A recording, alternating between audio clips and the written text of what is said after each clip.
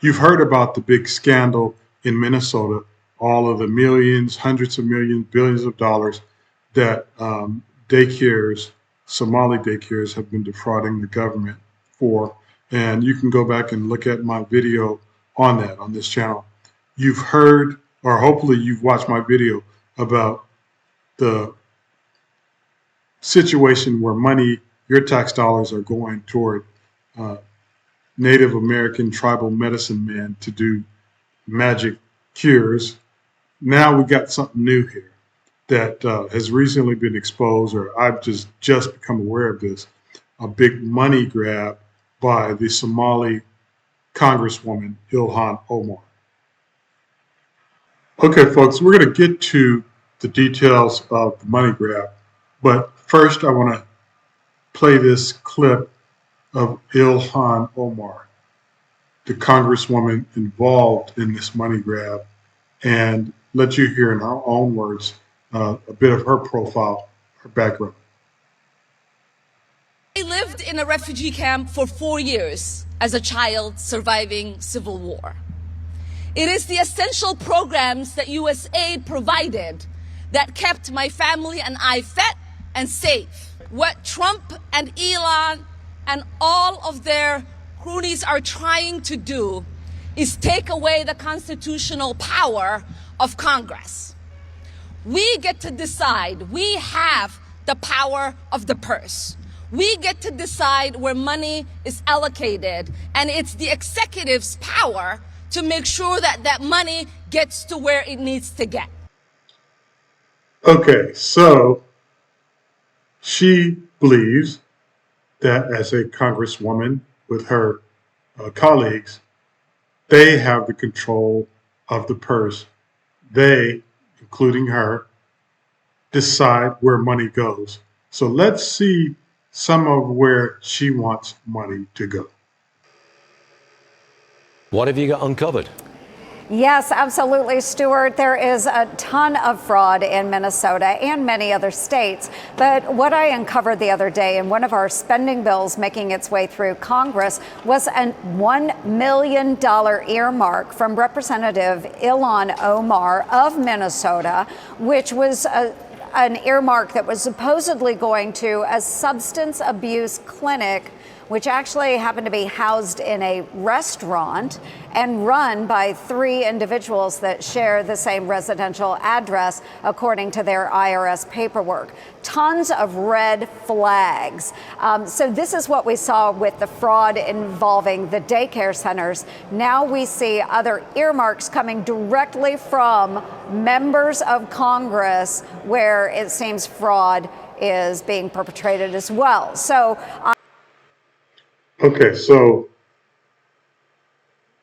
they've got 3 people using the same address in the same household, sounds like. Same family, a family of people. And supposedly this restaurant address is really a addiction rehabilitation center. Let me see if I can roll that back. Let's roll that back a bit. Let's see here.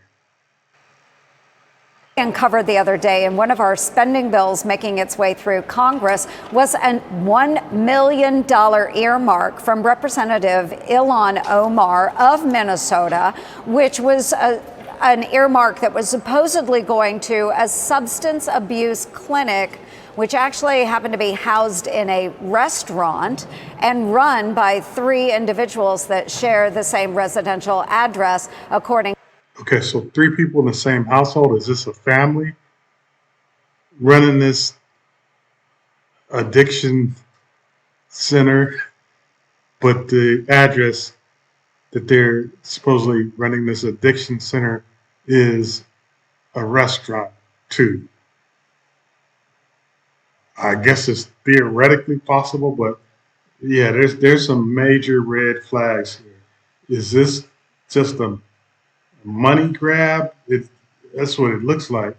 Money being funneled to a group of folks at this same residence, that these folks using the same Then there's also questions about the millions of dollars that Ilhan Omar put on the documentation declaring in the official documentation her wealth or net worth. There's questions: how did she go from, you know, basically poor to being a multimillionaire? And supposedly she's denying that she's, wealthy to this level, but in the documentation, let's let you hear it. Squad member Ilhan Omar says she hasn't gotten rich while serving in the House, but her financial disclosure tells a different story. Chad Pergram joins me from Capitol Hill. Okay, the big number. How much is she worth, Chad? Stuart, good morning. According to congressional financial disclosure documents, she may be worth anything from $6 to $30 million. Democrats often attack the rich, but now there is scrutiny of rapid wealth by Ilhan Omar. Business interests belonging to her husband saw significant gains. That's thanks to an investment in a California winery and Rose Lake Capital. Omar downplayed the earnings. She claims this is part of a right-wing disinformation campaign. Omar called the claim of wealth, quote, categorically false, even though she listed it on her own financial disclosure report. Congressional ethics rules mandate financial reporting, but that can be deceptive. Well, I think there's some real questions about the financial disclosure form and whether or not it gives enough of an accurate picture of what a member has, both in terms of net worth and the degree to which they're engaging in trades, et cetera. Obviously, we're trying to ban stock trading by members of Congress. There has long been scrutiny of Omar and her finances. This dates back to when she married Tim Minot in 2020. He served as Omar's campaign consultant.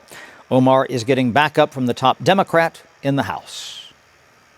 She says that this is a fraudulent story. Is there a problem with the filing system here, or do you still support her, or is this Republicans trying to attack her? I'm certain that it's Republicans trying to attack her, but I'm not specific in terms of the information that has been presented, and I haven't talked to Ilhan Omar about it. Okay, the minority leader of the House, same party as Ilhan Omar. Me know nothing, me see nothing, me hear nothing. You don't know. Well, our financial disclosure, he doesn't have access to just go and take a look. She filed those disclosures as being a congresswoman, and she's in the same party as the minority leader. She's just a poor little mother with student loans. And now, earlier this year, Omar called herself a, quote, working mom with student loan debt. This comes as there's a push to ban stock trading by lawmakers. Stuart? I'm just a poor little mother with all sorts of student loan debt, just struggling just to make it through today. Come on now. Isn't she in the same caucus as the tax the rich people that be saying tax the rich, tax the rich?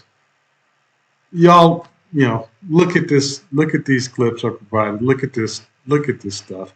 You make your own decision.